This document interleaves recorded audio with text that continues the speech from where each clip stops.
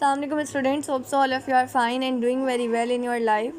अच्छा भाई, अब आप लोग को जो न्यूमेरिकल्स का मसला होता है ना, इस एक वीडियो में आपका वो मसला ख़त्म हो जाएगा। ये जो क्वेश्चन है ना, इन्हीं को 3 से 4 दफ़ा प्रैक्टिस करना, सब चीज़ें परफेक्ट हो जाएंगी। ठीक है, सबसे पहले देखें स्टेप नंबर 1। आपने सबसे पहले तो क्या करना होता है, जो भी आपको फार्मूला गिवन होता है ना, उसको करेक्टली लिखना होता है। We write correct formula of all reactants on left side and product on right side. यहाँ आपका प्रोडक्ट आ जाएगा, यहाँ आपका यहाँ प्रोडक्ट आ जाएगा और यहाँ आपके रिएक्टेंट आ जाएंगे। ठीक है, अच्छा भाई, उसके बाद आपने देखना होता है दोनों तरफ एटम्स के नंबर कितने। जैसे यहाँ हाइड्रोजन में 2 है, ऑक्सीजन 2 है, यानी कि टोटल रिएक्टेंट साइड पे कितने आ रहे हैं, 4। प्रोडक्ट साइड पे 2 हाइड्रोजन 1 ऑक्सीजन, यानी कि 3। अब हमें इसको करना पड़ेगा बैलेंस। अच्छा भाई, balance oxygen on product side. अब आपको ऑक्सीजन को बैलेंस करना है ना, हाइड्रोजन तो बैलेंस है। आप इसके लिए क्या करेंगे ना, multiply the formula of H2O with the coefficient 2 on product side. आप ये जो H2O है ना बेटा, आप इसके साथ लगाओगे 2। जब आपने इसके साथ 2 लगाया तो हाइड्रोजन हो गए 4 और ऑक्सीजन हो गए 2, यानी कि अब ये जो रिएक्टेंट साइड है ना, यहाँ पे हाइड्रोजन जो है वो 2 है, यहाँ पे 4। अब ये डिसबैलेंस हो गया। अब क्या करोगे, अब आप लोग ये करोगे, आप हाइड्रोजन को बैलेंस करोगे। वो कैसे करोगे, हाइड्रोजन के साथ 2 लगा दो, यहाँ पे भी 4, यहाँ पे भी 2, हो गई ये balance. Now the chemical equation is balanced. बस इतना सा खेल है, ये आसान तरीके से, बहुत आसान 4 स्टेप्स के अंदर आप कर सकते हैं। अगर आप अमोनिया का देखें, ठीक है, यह आपको अमोनिया दिया हुआ है। आपको अमोनिया में बताया यहाँ पे N2 + H2 = NH3। ठीक है, आपने देखा अमोनिया यहाँ पर 2 है, यहाँ पर हाइड्रोजन जो है वो 2 है, क्योंकि N2H2 है।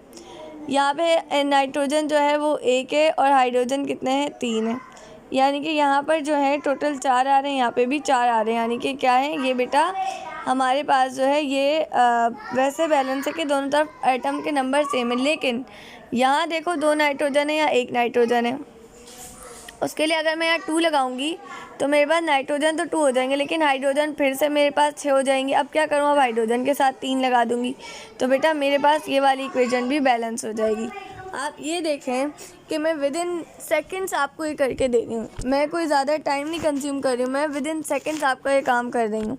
अगर आप यहाँ देखें, आपके पास है KClO3, ठीक है, ये किस साइड पे, रिएक्टेंट साइड पर है, यानी कि आपके पास पोटेशियम 1, क्लोरीन 1, ठीक है, ऑक्सीजन 3। दूसरी तरफ देखें KCl, K 1, क्लोरीन 1 और ऑक्सीजन कितने, 2। ऑक्सीजन को बैलेंस करने की ज़रूरत है। आप ऑक्सीजन को बैलेंस किस तरह से करेंगे बेटा, आप ऑक्सीजन को बैलेंस इस तरह से करेंगे कि आप ऑक्सीजन जहाँ पर है वहाँ पर, यहाँ पर 2 ऑक्सीजन है, ठीक है, तो आप सबसे पहले यहाँ पे 2 लगा दो। जब आपने यहाँ 2 लगाया तो आपके पास ऑक्सीजन यहाँ कितनी हो गई, 4, K1 और Cl क्या कहते हैं, आपके पास कितना हो जाएगा, Cl आपके पास हो जाएगा 1। इस चीज़ पर नहीं जाए, जो चीज़ मैं बता रही हूँ ना उसको सुने, इसमें कुछ मिस्टेक्स भी हैं। ठीक है, अच्छा भाई, अब ये देखो कि हमारे पास जो इस तरफ है वो ये समझ लो अभी 2 तो नहीं आया ना यहाँ पे, जब मैंने लगवाया ही नहीं है। मैंने आप लोगों को सबसे पहले तो ये चीज़ करवा दी, फिर मैं आपसे कह रही हूँ कि बेटा ऑक्सीजन जो है ना, ये आपके पास आ रहा है, ऑक्सीजन बैलेंस नहीं, तो आप इस ऑक्सीजन के साथ लगाओ 2। आपने 2 लगाया तो आपके पास ऑक्सीजन यहाँ कितनी हो गई, 4। ऑक्सीजन 4 हो गई, यहाँ 3 है। अब क्या करेंगे, अब यहाँ पर 2 लगा दो, यहाँ 2 लगाया तो अब क्या हुआ, अब यहाँ पे पोटेशियम 2 हो गया, क्लोरीन भी 2 हो गया और ऑक्सीजन कितना हो गया, 2 3 6 हो गया, और यहाँ 4 है। अब क्या किया जाए, अब बेटा यहाँ जहाँ आपने O2 के साथ 2 लगाया था ना, 2 की जगह पे लगा दो 3 लगा दोगे तो ऑक्सीजन इस तरफ भी 6 हो जाएगा और उस तरफ भी 6 हो जाएगा, और यहाँ पे लगा दो 2 KCl के साथ 2, तो आपके पास 2 पोटेशियम और 2 ही क्लोरीन आ जाएंगे, यानी कि आपके पास ये वाली इक्वेशन बन के आ जाएगी, बैलेंस हो गया। ठीक है, कैसे किया मैंने, 4 मिनट के अंदर बेटा आपको 3 इक्वेशन सिखा चुकी हूँ मैं। 1 सेकेंड रुकिएगा। DEF ये खुद से करना है, जी भी खुद से करना है। कोई मसला, कोई कन्फ्यूजन हो, आप मुझसे इनबॉक्स में पूछ सकते हैं, ग्रुप में पूछ सकते हैं, मेरा बेटा यूट्यूब पे पूछ सकता है। I am here to guide you. ठीक है, now we are going to start new numerical which is जो हमारे पास नंबर ऑफ़ मोल्स का आएगा। कैलकुलेट नंबर ऑफ़ मोल्स, आपको नंबर ऑफ़ मोल्स कैलकुलेट करने किसके, हाइड्रोजन के, वाटर के, H2O के, और मॉलिक्यूल्स भी मालूम करने किसके, वाटर के। आपको मास कितना गिवन है वाटर का, आपको 50 ग्राम गिवन है वाटर, ठीक है। एवोगैड्रो नंबर आपको पता होता है। आपको पता है नंबर ऑफ़ मोल्स का फॉर्मूला हमारे पास क्या होता है। सबसे पहले तो आप मॉलिक्यूलर मास निकाल लो अपने पास हाइड्रोजन का, कितना आएगा, O जो होता है वो 16 होता है, हाइड्रोजन का 2, दोनों को मिला के 18 आ गया। ये मॉलिक्यूलर मास आया। अब आपके पास फार्मूला क्या होता है बेटा, आपके पास नंबर ऑफ मोल्स का फार्मूला होता है।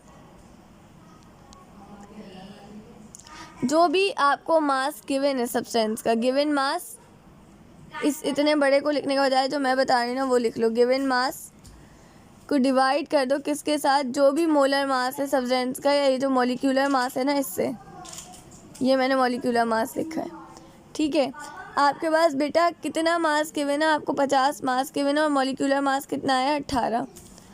2 9 ज़ा 18, 2 2 ज़ा 4, 1 यहाँ 2 5 ज़ा 15। आपके पास क्या आ जाएगा, आपके पास आ जाएगा 25/9। 25 को लिखे अंदर, 9 को लिखे बाहर। टेबल पढ़े 9 के 2 टाइम पढ़ेंगे 18 आएगा। फिर इसको सॉल्व करते जाओ तो तुम लोग के पास जो आंसर आएगा ना वो आ जाएगा 2.78 मोल्स ऑफ वाटर। हमने पहले मोल्स क्यों निकाले, क्योंकि हम सबको पता है नंबर ऑफ मॉलिक्यूल्स का फॉर्मूला होता है number of moles multiply by Avogadro's number. हमें एवोगैड्रोस नंबर तो गिवन था, हमें नंबर ऑफ मोल्स गिवन नहीं था। अब हमारे पास नंबर ऑफ मोल्स भी आ गया, हमने इन दोनों को कर दिया मल्टीप्लाई, तो हमारे पास ये इसका आंसर आ गया। ठीक है, बस इतना सा है। अगर आपसे कहा जाए नंबर ऑफ एटम्स मालूम करने होंगे तो आप देखें बेटा, आपको एवोगैड्रोस नंबर तो आपको पता है, अंडरस्टूड है। आपको कैल्शियम का एटॉमिक मास भी पता होगा, ये गिवन होता है, वैसे आपको पता भी होना चाहिए 40 होता है। ठीक है, अच्छा भाई, और आपको कितना गिवन है कैल्शियम, आपको गिवन है 9.2 ग्राम्स। यहाँ पे लिखा हुआ है 9.2 ग्राम जो है वो आपको कैल्शियम गिवन है। ठीक है, अब आपने क्या करा, आपने लिखा नंबर ऑफ एटम जो है वो किसके इक्वल होता है, नंबर ऑफ एटम्स इक्वल होता है Avogadro's number multiply by mass in gram. आपको मास ये गिवन है और एटॉमिक मास 40 है। ये तमाम वैल्यूज़ पुट कर दें और जो इसके अंदर लिखा हुआ है ना उन तमाम चीज़ों को इग्नोर कर दें। जितना बता रही हूँ उतना सुनो। ये सारी चीज़ें पुट करिए, आंसर निकालो। कैलकुलेटर से 1.384 इंटू 10 पावर समथिंग आ रही है, 23 आ रही है। ठीक है, अगला क्वेश्चन देखेंगे। 20 grams of salt is dissolved in 500 cm3 of solution. Calculate the molarity निकालनी है। मोलैरिटी का फॉर्मूला क्या होता है, mass of solute divided by molar mass of solute, यानी कि जो भी आपको मास गिवन है सॉल्यूट का। ठीक है, जैसे यहाँ पे क्या गिवन है, सॉल्यूट सॉल्ट का मास आपको कितना गिवन है 20 ग्राम्स, यानी कि मास गिवन है और इसको आप डिवाइड कर देंगे मोलर मास के मोलर मास से। सॉल्ट जो होता है इसका फॉर्मूला होता है NaCl। इसका मॉलिक्यूलर मास निकाल लो, इसका मॉलिक्यूलर मास आपके पास आएगा 58.5 ग्राम्स। ठीक है, ये भी आपको गिवन है और इसको मल्टीप्लाई करो 1000 डिवाइडेड बाय जितना भी आपको वॉल्यूम गिवन है। वॉल्यूम कितना गिवन है 500। याद रखना, मास जो गिवन होगा वो ग्राम्स में गिवन होगा, वॉल्यूम हमेशा सेंटीमीटर क्यूब में गिवन होगा। आपने लिखा 20 ग्राम्स और ये नीचे ये वाली वैल्यू डाली है 1000/500। अब क्या करोगे, अब ये देखो 2 0 से 2 0 कटे, 5 1 5, 5 2 10, 22 40, 40 को डिवाइड कर दो इस वैल्यू से, जो भी आंसर आएगा वो ये आंसर होगा। तो आपका आंसर क्या आ जाएगा, mol/dm³। याद रखना मोलैरिटी का यूनिट ये होता है। ठीक है, इससे MCQs भी सॉल्व हो जाएंगे तुम लोग के। हम ये सारे ही आज सॉल्व कर लेंगे, एक एक 2 करोगे ना, इससे तो पूरे बुक के हो जाएंगे तुम लोग के। अगेन देखो, आपको 700 centimetre cube of gas given है कंटेनर के अंदर। ठीक है, और प्रेशर इतना गिवन है, यानी कि आपको ये गिवन है क्या, वॉल्यूम और प्रेशर। ठीक है, आप देखें दोबारा से आपको कह रहे हैं कि पहले 700 सेंटीमीटर क्यूब यानी वॉल्यूम 1 ये था, वॉल्यूम को कम कर दिया तो 350 हो गया, यानी कि V2। आपको P1 गिवन है, आपसे कह रहे हैं P2 मालूम करो। फॉर्मूला आप लोगों ने पढ़ा है P1 V1 = P2 V2। आपको मालूम क्या करना है, P2। तो V2 को ले जाओ इस तरफ, तो ये हो जाएगा P1 V1 divided by V2 = P2। यही चीज़ आ जाएगी जो यहाँ पे आ रहा है, जो मैंने अभी बताया। आ गया, इन सब की वैल्यूज़ पुट करो, ये आंसर निकल के आ गया। The pressure is increase by decreasing volume. जब आप वॉल्यूम को डिक्रीज़ करोगे तो प्रेशर आपके पास इंक्रीज़ हो जाएगा। ये एक स्टेटमेंट आ गया आपके पास। ठीक है, अच्छा भाई, अ sample of hydrogen gas has volume. Hydrogen gas का वॉल्यूम गिवन है आपको। ठीक है, आपको टेम्परेचर गिवन है। ठीक है, ये कौन सा लॉ होता है, चार्ल्स लॉ होता है आपके पास। अब आपसे कह देंगे वॉल्यूम जो है बढ़ के हो गया 700। ठीक है, कांस्टेंट प्रेशर है। कांस्टेंट प्रेशर किस में होता है, चार्ल्स लॉ में होता है।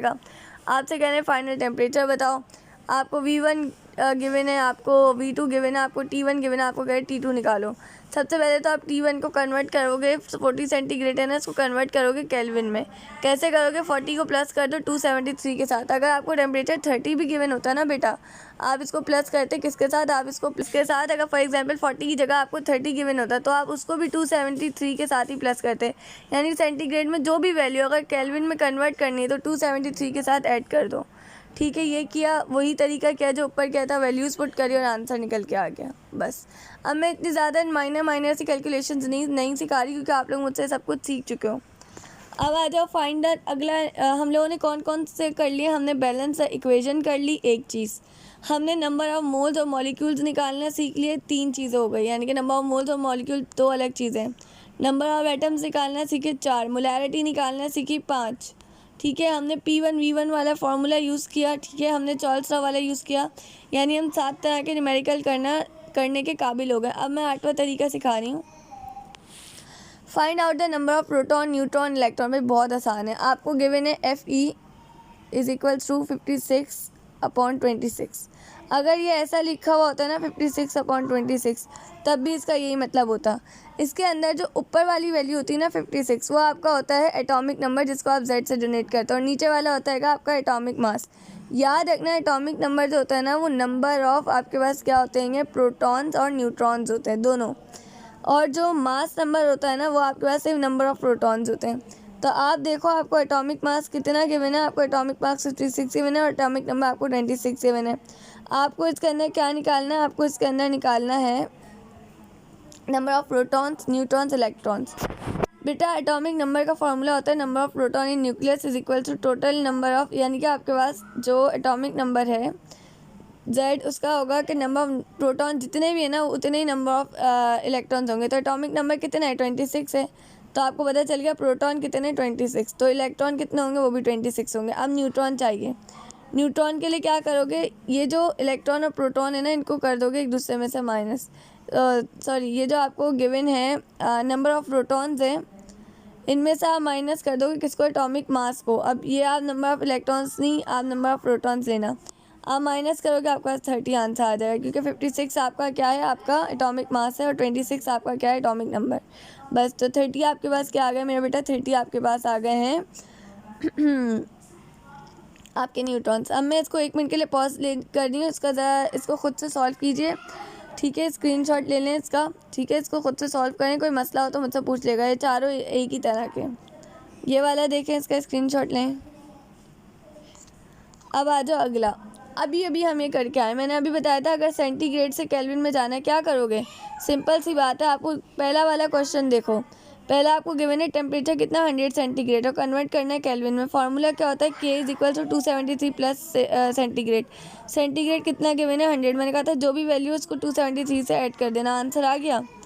फ़ारेनहाइट में करना है तो ये वाला फार्मूला याद रखना, C is equals to F -32 multiply by 5/9। ये तमाम वैल्यूज़ पुट करो, इसका आंसर निकालो, आपके पास निकल के आ गया। अब ये तो था फ़ारेनहाइट से सेंटीग्रेड में जाने का। अगर फ़ारेनहाइट से सेंटीग्रेड में आना तो क्या करोगे बेटा? तो सबसे पहले ये जो C है ना, ये वाला फार्मूला, अब मैं इसी एक फार्मूला याद कर लो, बाकी खुद याद हो जाएंगे। आपको मालूम करना है फ़ारेनहाइट, ये C इसी तरफ रहेगा, इसकी तरफ 9 को ले जाओ। 9 को लेके गए तो ये क्या हो जाएगा? C multiply by 9। अब 5 को ले जाओ इस तरफ तो ये हो जाएगा C multiply by 9 divided by 5। उसके बाद ये जो 32 है ये F से हो रहेगा माइनस, आप यहाँ पे ऐड कर दोगे यहाँ इस तरफ लाके, तो ये F के इक्वल आ गया। समझ आ गया फार्मूला कैसा आया? इसके अंदर वैल्यूज़ पुट करो, फ़ारेनहाइट में वैल्यू निकल के आ जाएगी। ठीक है, बस इतनी सी कहानी थी। अब आप लोग खुद ना इसके अंदर 200 वैल्यू डालो। ठीक है, असाइनमेंट दे रही हूँ। 200 सेंटीग्रेड कन्वर्ट करो केल्विन में, 200 फ़ारेनहाइट को कन्वर्ट करो सेंटीग्रेड में, 200 सेंटीग्रेड को कन्वर्ट करो फ़ारेनहाइट में। अभी सब करो और फिर मुझे बताना। अगला क्वेश्चन देखें। How would you prepare 500 centimetre cube of 0.20 mNaOH from a stroke solution of 1.5 mNaOH। आपका M1 गिवन है, आपको M2 गिवन है। ठीक है, अब आपसे कहा जा रहा है कि आपने हमें क्या बताना है, आपका सोल्यूशन के गिवन है। ठीक है, आपको इसका वॉल्यूम भी गिवन है, वॉल्यूम कितना है 500 सेंटीमीटर क्यूब। यानी क्या आपको कहा जा रहा है, आप किस तरह से how would you prepare 500 centimetre cube of 0.20 m from a stroke of solution 1.5 mH। आपको ये गिवन हैगा, ठीक है, NaOH का सोल्यूशन। इसमें से आप कैसे इतना सोल्यूशन प्रिपेयर करोगे इस वॉल्यूम पे। तो आपको फार्मूला पता है क्या होता है, M1V1 is equal to M2V2, इसके अंदर लगा दो, ठीक है। V1 मालूम करना है, 1.5 को स्टेप ले जाओ, आंसर ये निकल के आ जाएगा, ठीक है। यानी कि अगर आप 66.67 centimetre cube of concentrated NaOH लोगे और उसको फ्लास्क में डालोगे, ठीक है, तो आप ये वाटर के साथ क्या हो जाएगा, मिक्स होगा, डाइल्यूट हो जाएगा, पतला हो जाएगा। तो ये इसका कितना हो जाएगा, ये 0.2 m सॉल्यूशन ऑफ NaOH हो जाएगा। अब आ जाओ भाई इलेक्ट्रॉनिक कॉन्फ़िगरेशन में, इसको एक ट्रिक से समझेंगे। भाई देखो, school public school first division, नहीं सॉरी, सबसे पहले तो देखो आप ना एस को 2 दफ़ा लिखोगे, स्कूल पब्लिक स्कूल, ठीक है। उसके बाद डिवीज़न पब्लिक स्कूल और डिवीज़न पब्लिक स्कूल, उसके बाद फर्स्ट डिवीज़न पब्लिक स्कूल। ये तो आप अपने पास पहले इतना लिख लो, एक ही लाइन में लिखना है, पूरा लिख लिया। अब S1 2, ये पूरी मैं आपको ना एक पिक्चर सेंड करती हूँ, उसमें से देखो ये समझ आ जाएगा। अगर मैं कार्बन के इलेक्ट्रॉनिक कॉन्फ़िगरेशन पूछूँ तो कितनी होती है, 1s2। कार्बन का एटॉमिक नंबर कितना है बेटा, 6 है। मैंने आपको बताया था स्कूल, ये आ गया स्कूल और पब्लिक स्कूल। अभी पहले इतना लिख लो, स्कूल 1 1 2, और ये P पहली दफ़ा आया ना, लेकिन हम यहाँ 2 लिखेंगे, हम इसकी नंबरिंग 2 से स्टार्ट करेंगे, चाहे कहीं पे भी आए। फिर आगे यानी कि अगर स्टार्टिंग में आ रहा है तो 2 1 से नहीं करेंगे। आपने यहाँ लिखा 2, ठीक है, एटॉमिक इलेक्ट्रॉन्स देना शुरू करो। यहाँ पे लिखा 2 और यहाँ पे भी लिखा 2, यहाँ 4 लिखा हुआ है, आप 2 लिखना, ठीक है, गलत लिखा हुआ है। 1s2 2s2 2p2, ये आपके पास किसकी निकल के आगे इलेक्ट्रॉनिक कॉन्फ़िगरेशन कार्बन की। क्लोरीन की खुद से निकालने कोई मसला हो तो मुझसे पूछ लिएगा। और आपको कैसे पता चलेगा आपने सही सॉल्व करी है, जो जितने भी इलेक्ट्रॉन्स हैं ना ऊपर के इसको ऐड कर लो, जैसे 6 7 8 9 10 और ये 5 और 2 17, सही है। अब इसको करना, अगला क्वेश्चन देखो, a sample of sulphuric acid has molarity of 20 m, how many centimetre cube of solution should use to prepare. देखो अभी ये वाला फार्मूला यूज़ किया था मोलैरिटी के लिए, वही करो, वॉल्यूम निकालो, हो जाएगा। अब इस वीडियो को ना अभी 3 से 4 दफ़ा देखो, 20 मिनट लगे बेटा, 3 से 4 दफ़ा देखो, बार बार सॉल्व करो, यही न्यूमेरिकल्स आएंगे। आज जैसे आपने देखा था 9 में बायो का पेपर कितना अच्छा गया आप लोगों का, क्योंकि आप लोगों ने मेरी इंस्ट्रक्शंस पे अमल किया था। ये बहुत अच्छी आप लोगों के लिए बनाई गई है PDF, इसमें तमाम इम्पॉर्टेंट है, तो आप लोग इसकी अगेन एंड अगेन प्रिपरेशन करें ताकि आपके लिए आसानियाँ हो।